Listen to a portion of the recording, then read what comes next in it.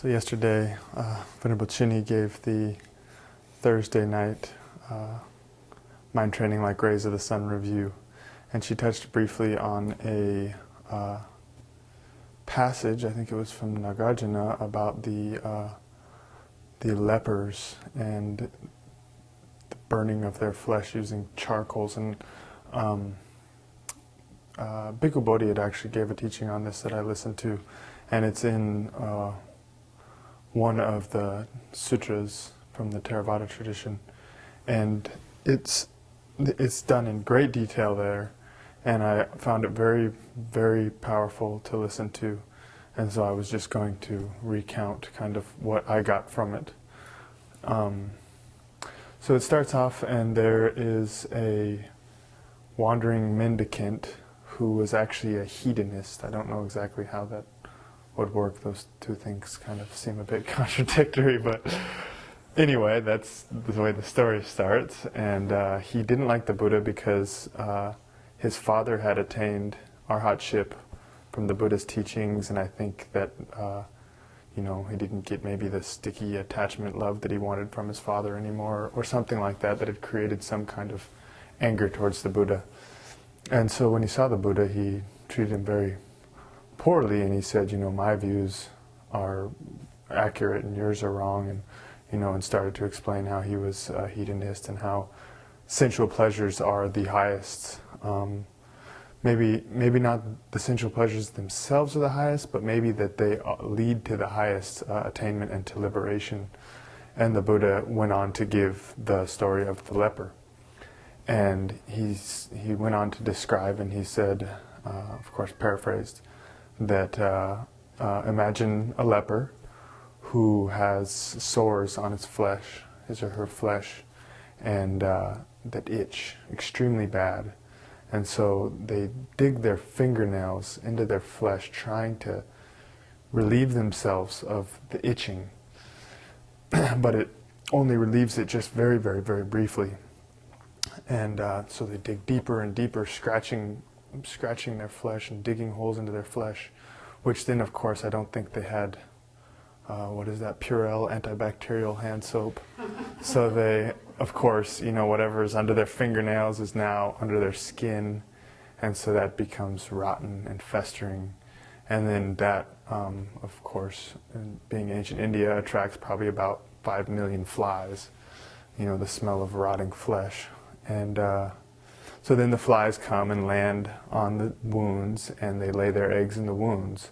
And then the wounds become festering, and the eggs hatch. And of course, maggots grow in the wounds. And so the maggots are crawling around under the flesh. And that, of course, I'm sure itches even more, So they're digging and making the situation worse and just keep scratching because they can't handle the pain. So eventually they go to the charcoal pit and they start cauterizing the wounds with these burning hot coals.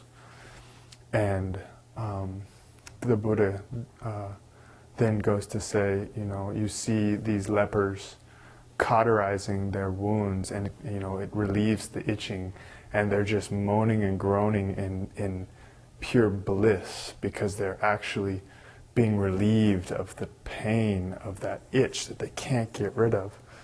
So the Buddha turns to the man, and this is where the story diverges in 3 different ways, but he says one of the ways that touched me the most was, he said, if this man, then his family came and brought a doctor and relieved him from the illness of leprosy, and then the man went on to live his life, and day after day, and eventually one day he's walking by a charcoal pit, and he sees lepers who were in the state that he was formerly in, and they're cauterizing their flesh, and they're moaning and groaning, just great bliss from the experience of being relieved from such a painful, painful itch. And he says, would you envy those people?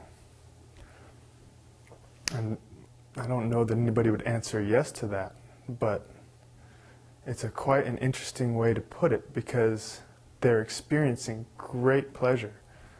And if pleasure is the way to happiness, then what's wrong with that? Why don't we all go get leprosy and just start burning our flesh?